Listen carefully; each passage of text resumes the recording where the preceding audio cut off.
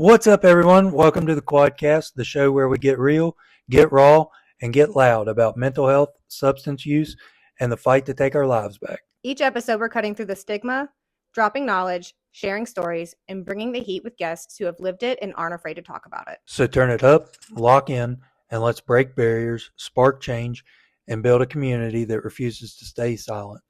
You're tuned into the Quadcast, and let's get into it. You can find us on Patreon, Facebook, Instagram, or email us. The Quadcast is always looking for new guests, whether you're individuals that have experienced it, you're in law enforcement, treatment programs, nurses, doctors, or anyone that just has something to say. Come share your story with us on mental health or substance abuse. Warning, there's cussing in this video. If you don't like swear words, well, you're watching the wrong damn show.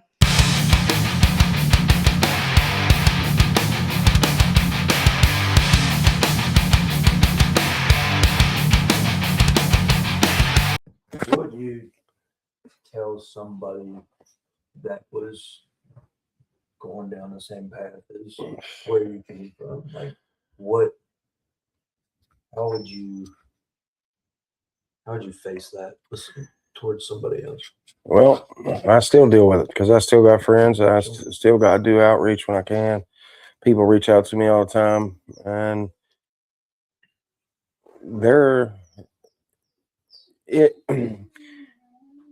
it'll never not be in the back of your mind, and it'll never not be a problem. But there's better days to deal with it and better ways to deal with it, because chasing that darkness don't lead to nothing but more darkness, more turmoil, more chaos. And if you can't draw your line and let you got to learn to deal with whatever it is sending you on that path. It took me probably a year after I got sober. So it's been about a year ago when I finally started trying to process all the traumatic events. And that's why I'm willing to talk about it now. And when these people start going that path, I got a lot of them I talk to almost daily. Somebody almost reaches out to me almost daily now. And I literally tell them, like, you're going to have to hit your bottom. You're going to have to find out where your bottom's at. And when you hit that bottom, you better make sure there's not a shovel there. And a lot of them don't understand that. And I'm like, because if there's a shovel there, you ain't hit your bottom yet. And if your hands are still working, you can keep digging.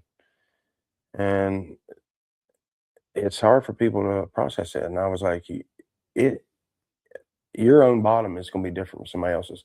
Your trauma could be your cat dying. Sure. And it could crush you to the point.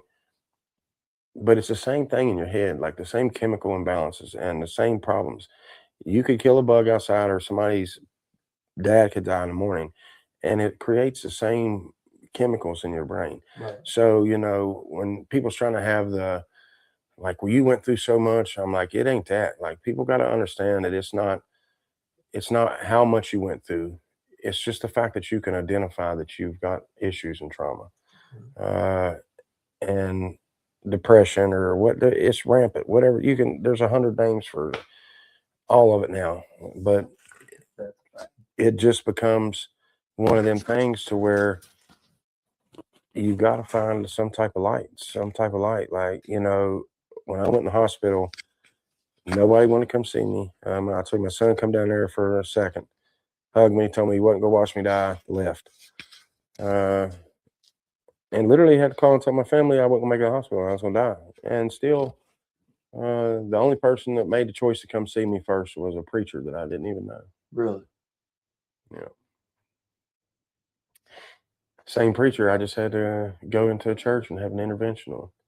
Doctors put him on pills and got him strung out, and he fell apart. And I noticed for months and months and months, and finally he said something, and then come to find out he had been backed into one of the poles outside the church. And that next Sunday, I went in before church started, and I sat down and cried it out with him. And I was like, I'm going to give you the same opportunity you gave me. And I was like, and just let him talk it out, because when there wasn't nobody else there, he came and see me. Right.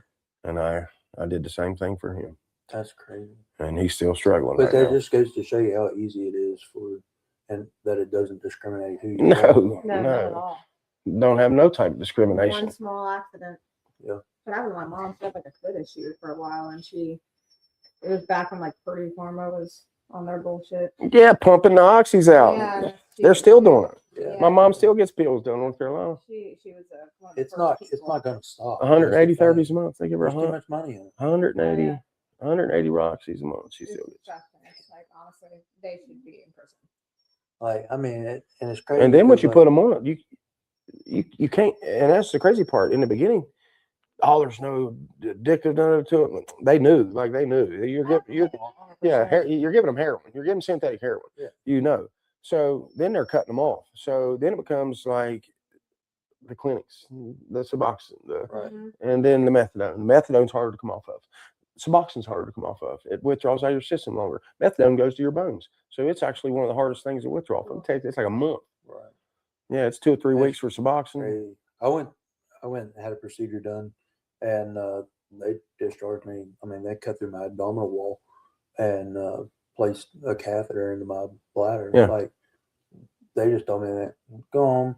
If you need something, take ibuprofen. Okay. But Yeah.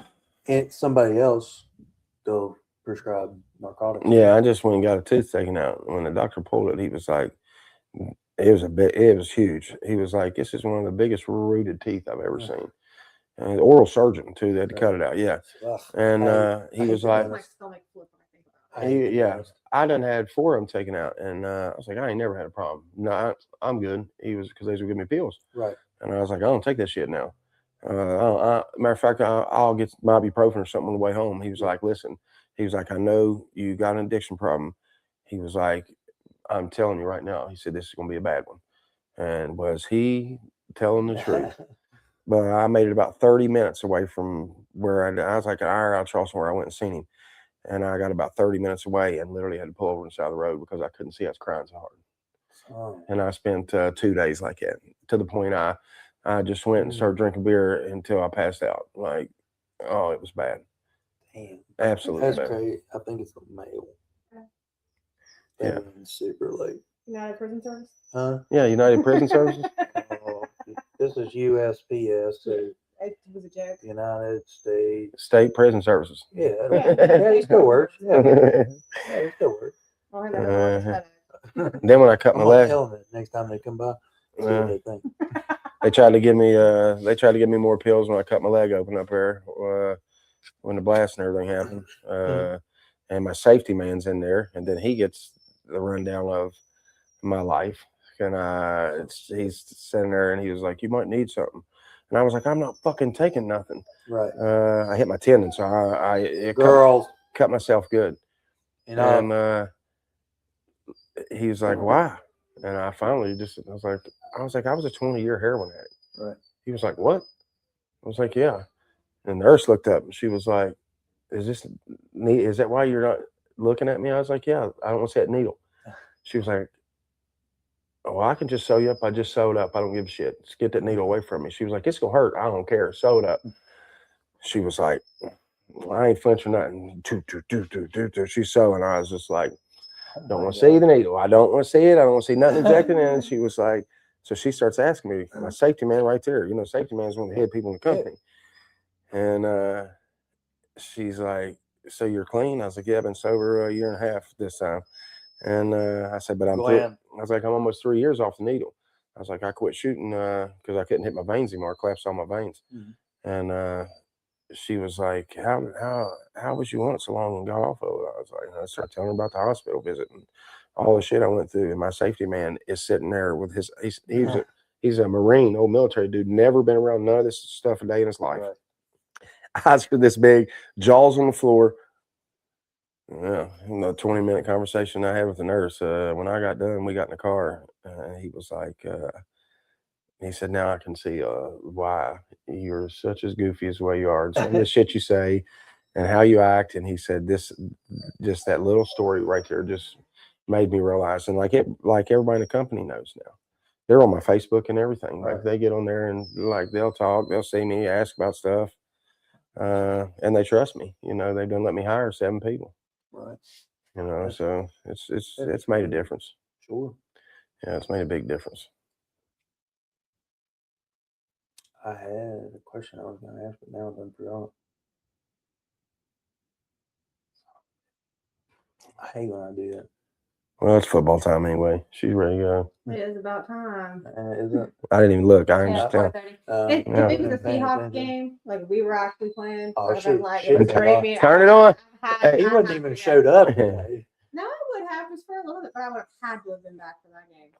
I like it. Yeah, if my Dolphins would have made the playoffs, I'd have been like. I like the Dolphins. Yeah. It's my dad's favorite team. I got a Dolphin sign. I'm covered from head to toe in tattoos. Yeah, you got a Dolphins tattoo? That big over on the side of my leg. Love that. Love that. Yeah. He watches these, or he at least listens to them, so yeah. He'll hear that. That's good. Do y'all record? Does the video record too? Yeah. Nice. Yeah, That's good. On audio video. Yeah. Everybody I know is like, whenever when we'll be ready. If everything goes right, I think episode 3. So I got episode 1 is dropped. Episode 2 drops next week. So it'll be like, I don't even know what week this is. My birthday. Last week in January. Probably? Yeah, my birthday's the 1st. So. There you go. Yeah. February 1st. Yeah. February 1st. She mine's the 12th. She had Aquarius, nice. Old girl that did mine, she was like in Huntington. She had a bunch of them to do. Yeah. And we got done. She was like, I'm doing yours first. I'll literally probably have it edited by probably the end of tomorrow. Yeah. But I've got the way I've decided to drop these newer ones, because I dropped Patreon a couple days before I dropped Spotify. So I'm dropping them on Fridays and Mondays. So Patreon drops on Friday, Spotify drops on Monday. So with the way it's set up, I think it'll be like the last week of January. Nice. Yeah. So it'll be soon. Cool. I'm gonna have a birthday bash, so we can sit and listen to it. You having a birthday bash? Me? Yeah. I'm not happy to be turning 30. Oh my gosh. 30? So young. Yeah. I'm turning 42. Get your life together. Yeah. Gosh. It's 30. 30 is a good year. Honestly, I can use Dominique's episode and this one because he's told me to get my life together how many times so far? Yeah. Like several. Okay. And Dominique's was about accountability. Yeah. Get your life together and be accountable. Yes, ma'am. Yeah. I don't know why we're talking to me. How I love it's the whole. That's the whole thing of it. That's what happened with me and her down there. Yeah. That's why it went so long. She ended up opening up about her life, like stuff she'd never spoke about to anybody but her husband. She was on there crying with me, talking about stuff. So, like, it comes, and when we got done, she was like, I needed this. And I was like, absolutely. I was like, why? She was like, because she's never like been on this side of the fence. And she was like, I just never had somebody that was just so upfront about this lifestyle. That's it, though. And like we talked about before we started, and you asked, does the podcast help me? Absolutely. Yeah. And not even in ways most people would think, like just being able to sit down and have conversations with people outside. Mentally, outside, just to escape the everyday reality outside the door. Yeah. Sit down and have a conversation about anything and everything. Yeah. Just to escape it for a while. Like, it doesn't have to be about anything in particular, just sitting down and having a conversation with somebody. Do you let that get you down? The chair? Absolutely not. Good. This has been our 8th year of being in a chair. In the beginning, it was hard. It would crush my soul. When I came out of rehab, I was driving a wheelchair, like that power chair over there, with a fucking straw. I used to steal them too. They're worth all kinds of money. I was a piece of shit, bro. Like that motherfucker sitting where it's at. Yeah. I was a piece of shit, like wholeheartedly, like out of the stores. I stole them out of the stores. I never stole them off people. Can you imagine just like picking somebody up out of it? Just like the grocery store ones? Oh, them too. Yeah, them too. All the drug addicts in the holler. We had them all in the holler be drugged. We were driving up down the road and them get drugs. You know what I mean? Like, you couldn't get a DUI or nothing on them motherfuckers. Bullshit. I got a DUI with a bicycle. Did you really? Yes. On a bike? On a bicycle. How did you get DUI on a bike? Open container and DUI. It's not a motor vehicle. What did they give me? They end up like 50 cc's. Yeah, it was motorized. It was motorized. It was just a little bicycle motor. Yeah, they gave me DUI for it. This dude down in Alderton, he used to make his own homemade wine, and he'd ride around town, get fucked up. I mean, just fucking crash at some bitch all over the place. He got hit by a car one time. It was funny. Yeah, nice. Well, I can't say it was really funny. I picked him up. I took his beer home with me and everything. Oh my god. He was a good dude. I was off duty. Let's add that. So, just add that. I was off duty. Let's just put that in there. But no, I don't let the sheriff get me down. But I discharged out of rehab driving one of those power chairs with a fucking sip and puff straw, which you blow into. I know. I went a little background check on you too for that. Yeah, I'm weird about shit. Yeah, I truly expect it. Yeah. I because just to see if it makes it worth time, and that's the only reason I ask. Because honestly, like, I love having these conversations too, with people that's had their own problems in life, and I would have never seen you dating a criminal. You know what? Your demeanor and the way you carry yourself, I would have never. I would have put you. Say that to me all the time. But what it does tell me. But you don't put off the like. Yeah. You don't. Yeah. And but what I'll say is, as soon as you said that, that made me have a whole different type of respect for you, because that's saying that you have a willingness to see somebody for who they are, not what they was. Well, for sure. Absolutely. Yeah. So. I think that's why you brought me on here, because I don't judge people. Yeah. Like, I mean, your past is your past. Like. That's still an issue with me. How you treat me is how I'm going to. Everybody. See how you see every day. Absolutely. That girl I was just saying I was talking about, she told me my life was too heavy. I kept trying to have this conversation with her, and she was like, I got my past too. I went through all kinds of stuff. And then, like, when it really all started coming out, and then I seen her last night. Her and her brother out eating. I don't say a word. I'm out with my people. Give me my check. Just like my leave. Or at Applebee's, and she messaged me like an hour later, and she was like, "You could at least said, hey." I was like, "What do you want me to come tell you? That my heart's broke and I want to keep feeding in this situation?" No, how about that? Like that, like that ship sailed. Yeah. Like, I'm like, no, yeah. The heavy comment, like, I was like, you know what? And you got to respect it too. In all honesty, that's people being real, because you can't expect everybody to have the same point of views. And when you've got so much history and so much past, like I do, a lot of people are just waiting for you to fuck up, but the thing with me is I'd been like that since I was a kid. And like, there was never no in between with me. Everybody knew what the fuck I was and how I was. So like this past 2 years, like when I see people out that I've known my whole life, but I ain't seen them in years, don't even recognize me, just because of my energy, the way I carry myself now. And like, I'll see people staring at me and I'll stare back at them because I'm like, they don't realize who I am. Right. And then sooner or later, they're like, and they'll come talk to me and like, hey man, I've seen what you're doing, heard what you're doing. Like, it's all over. Like, how do I keep 200,000 people a month running through my Facebook?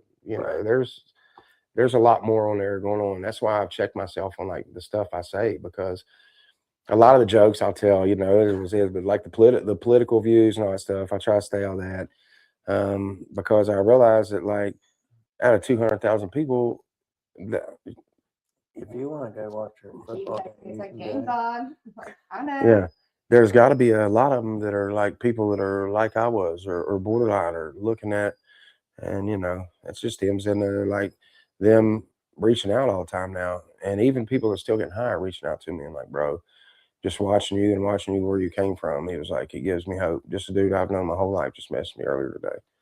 And it's a big thing, to be able to have an outlet. Yeah. And it's like my journal. I use Facebook like my journal. But you can keep track of it. Like, as stupid as it is, those memories that pop up 8 years ago, that's a reality check. Oh yeah. Too nice sometimes. Like, you'll see something like, right. I got a picture when I was down in Alabama visiting my family of like me and my 2 baby cousins 10 years ago. They were sitting on my lap because they're my baby cousins. And I looked at them. I was with them that day, and I was like, man, this is literally 10 years ago today. They hit your heart too. Yeah, like, and I'm like, I wasn't meaning like it's a super bad thing, but like when you 1, 2, 3, 4. How many followers? How many followers did y'all say y'all had? all right. Yeah, well, you got about 700 some now. All right. Yeah, they're already on their. Let's look it up here. I just seen 20 or 30 in a row right here. 678. Wonder how long it takes them to go through to tell you. I don't know. Sometimes it takes, like, if I invite people to a page, sometimes like I can invite them in the morning. Oh, and she's they the won't Wild come through. Witch. Yeah. Okay. No. Yeah, she was trying to watch it. She added me. Yeah, you're gonna have a bunch of Those are people. right I out guarantee right it. You're gonna have a bunch of people. Like the I've been people I fuck with tough to the point. Yeah, sure. If it's something I'm dealing with and doing, yeah, y'all probably have a lot of people of my- friend request you, and A lot of my people on my Facebook, they're a bunch of snitches. they be snitching to everybody in the county. Like, he doing this because they're blocked. Yeah. So they gotta have their spies. that's the reason I leave mine I got- public. Dude, mine's public. Yeah. Like, I don't give a shit. My mom all the time, she's like, well, you got people on there because your profile's public. I'm like, I ain't got nothing to hide. What are they gonna do? Talk shit? Yeah, the memory that popped up. It's crazy you said that. Let me see.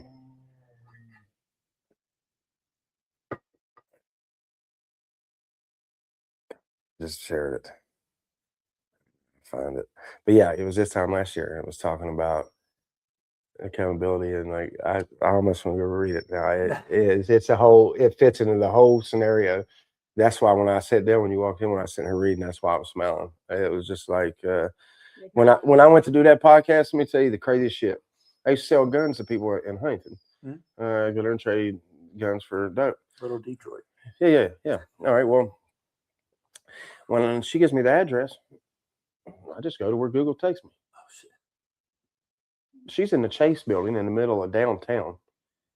It literally takes me to the trap house I used to sell guns to 15 years ago. So you want to talk about the universe being weird? And I'm sitting there in front of an empty trap house. I call her. I was like, listen, I need you to send it to me on Facebook because Google ain't working. And I sent her a picture. She was like, I don't even know where the fuck you're at. I said, oh, I do. I wholeheartedly know where I'm at.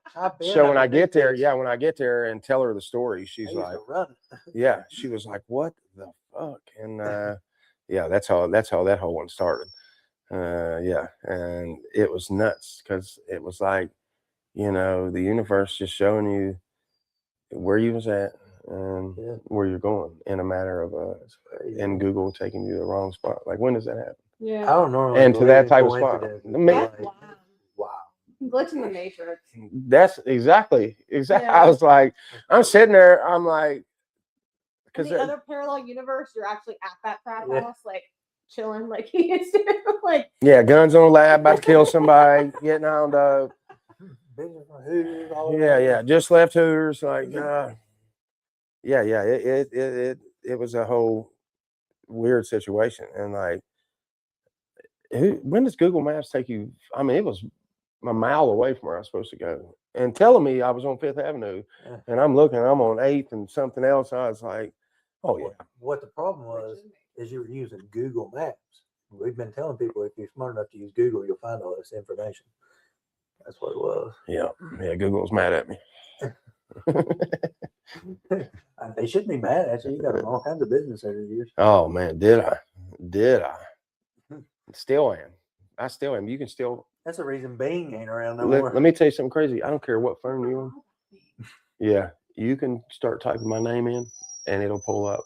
It'll pull my name up and say mugshots immediately. Really? On Google? What's it? Yes, just Adam Foster, and it'll go to mugshots. So, like, the biggest thing on my side of things now. Good. They brought up this kid. He's a good kid. Oh yeah. I go to pull mine up. It's just, oh hell yeah. It's probably because that AI. This is your past life. This Adam Foster. Arrested for causing fatal accident in Ritchie County, Ohio. Tell you? No. No, that's the only one named me. That's a different Adam Foster. Yeah. That's the only one. Yeah, there's 56 arrests under my name. Yeah. That's the only one that's not mine. Oh, okay. You'll see it. It says Adam Dale Foster. All the rest of them, all the other 55 of the 56. And there's like 10 of us in the state. Yeah. All other 55 of them is me. Jesus. Here it is. Engagement ring. Adam Foster fine jewelry. Hell yeah. You got a lot of businesses, man. Don't worry about what I do in my personal time. You're also a senior researcher at Microsoft Research A14. You seen that? Wow. You see the difference? Is that you? Yeah. Damn. That's at the Capitol. Wow, that does not even look like you. Now you know why I told you people when they see me don't even recognize Yeah, that. that's wild. I didn't. I thought I clicked on it. Took me to the wrong shit when you sent it to me the other day. Yeah. There's a lot of Adam Fosters in the world. There's a lot of different people that There ain't couldn't be trailer pictures of. sales. Adam Foster, I'm in the trailer market.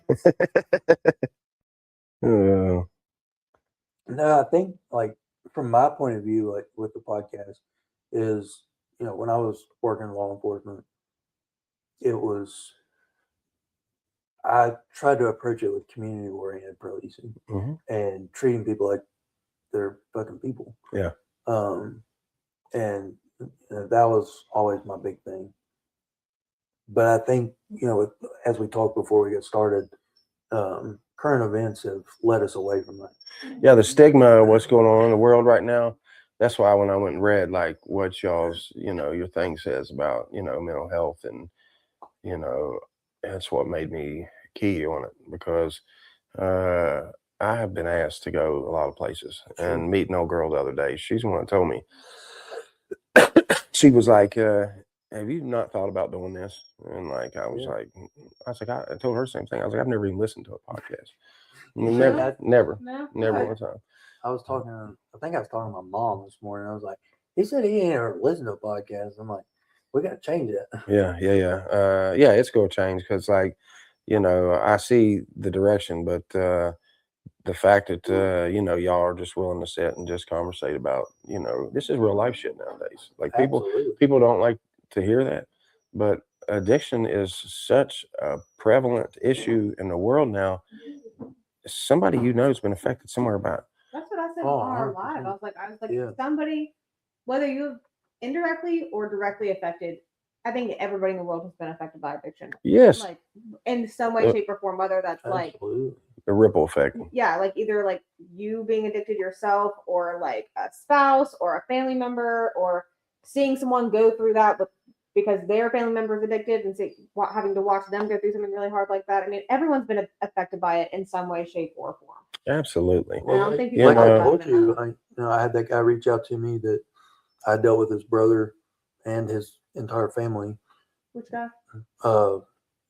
Andrew Holston. Remember, I dealt with his brother while I was a police officer. Yes. He reached out to me, wanted to do a podcast just from the perspective of a family member watching their brother go. I locked his brother up a couple times. Yeah. But the last time I seen his brother was when he went to rehab, and he's clean, got a child, like made a good life for himself. Like those are the stories that I like because I have a personal connection to that because I dealt with it with them pretty much. It makes it more like approachable too. Like it makes it. And you can get on a more personal level with it because you relate to it.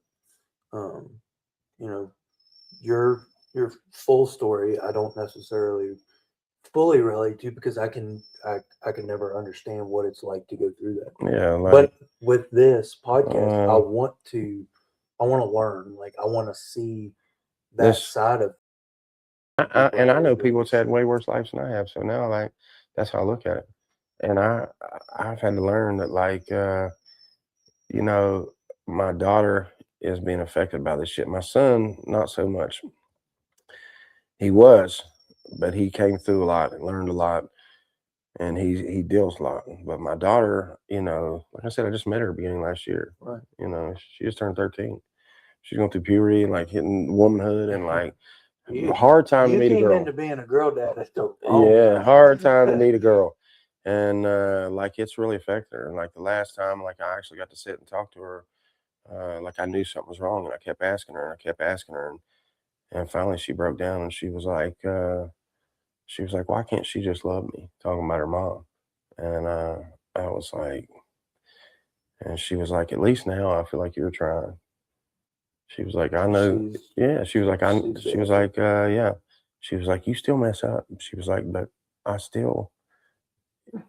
know I can call you. I feel like, He's such a sweetheart. She was like, I feel like I can talk to you. I can do anything, and you'll talk to me about it. And she cried on my shoulder for probably 2 hours that night. And God, it crushed me. And she asked me to reach out to her mom. I did. And it started a whole nother issue with that side of the family. But And it shouldn't have to. I don't give a shit. But My 12-year-old daughter crying on my shoulder telling me she needed me. And for once in my life, I felt like it was time that I stood up and, and so I told man, get fucked. I don't care.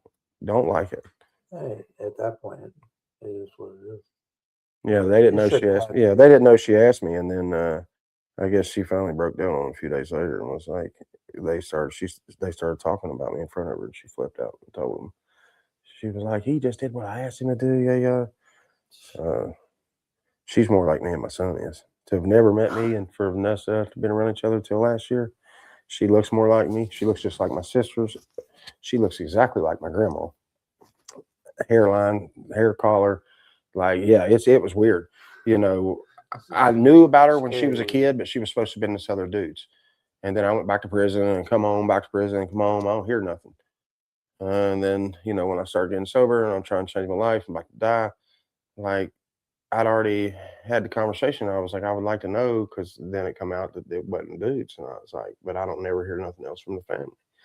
And I'm like, well, now I want to know. And I swear to the universe, being funny, it wasn't 20 minutes later, I seen a picture of my mama, the first one I'd ever seen. Yeah, she died before I was born. And so I'm like, yeah. The very next morning, as soon as I wake up, her aunt had sent me a friend request. Her aunt's the one that has her. Mm-hmm. I accepted. The very first picture posted, it turned my stomach, was of her. It looked just, wow. I immediately, well, it about made me sick. And I was like sick to my stomach. And I was like, this girl's almost 12 years old and I don't know her. And I knew as soon as I seen her, she was mine. Wow. Knew it. There was not I called my son right then, sent him the pictures. And then my sisters, they had known about this. So they went and got pictures of me at 12 or 13 years old and blocked this out and blocked hers out. And we couldn't tell which one was which. No doubt. And I called my son and he was like, I want a DNA test. And I was like, all right, cool. And then I come home from North Carolina and Crystal reached out to me and was like, she wants to meet you. And I was like, well, no, I wouldn't met her. And she cried her eyes out and asked me why I was a piece of shit and, hadn't been around. Yeah. And then after I told her everything and how everything, she was like, that's not even what the rest of the family told me. She was like, I didn't know about none of this. She was like, I've just thought the whole time you was my dad. Not about this other dude, not about none of this. Like, we're sitting in the middle of a Mexican restaurant in Canal City. We're crying our eyes out the first time we met. So I have a big cookout next week and I have my son and both sides of the family. And he's like, I'll come and I'll meet her. He's like, but you're going to get an DNA test. And I was like, all right. He gets there at night. And I see him start drinking. He don't drink around nobody but me. And then he just has he'll just have a drink. Right. He starts drinking. I'm like, by the time everybody leaves, he has an anxiety attack, a panic attack. And he was like, I'm staying here with you tonight. And I was like, what's going on? He's like, we'll talk when everybody leaves. And I was like, okay. I'm like, are you all right? And he was like, no. As soon as everybody left, he was like, well, she's yours. He was like, I'd still tell you to get a DNA test. He was like, that's your daughter. I was like, and they didn't got close now. Like they're friends now, It's been a life-changing event for me. I would completely imagine. Yeah. That's wild. I couldn't imagine meeting my daughter for the first time at 13. Well, 13. That would be absolutely insane. Yeah, and going through what I went through and the rest of the family looking at me like, just waiting for me to fuck up again and not want me. Yeah. And that's a wrap for today's episode of the Quadcast. Remember, breaking stigma doesn't stop when the episode ends.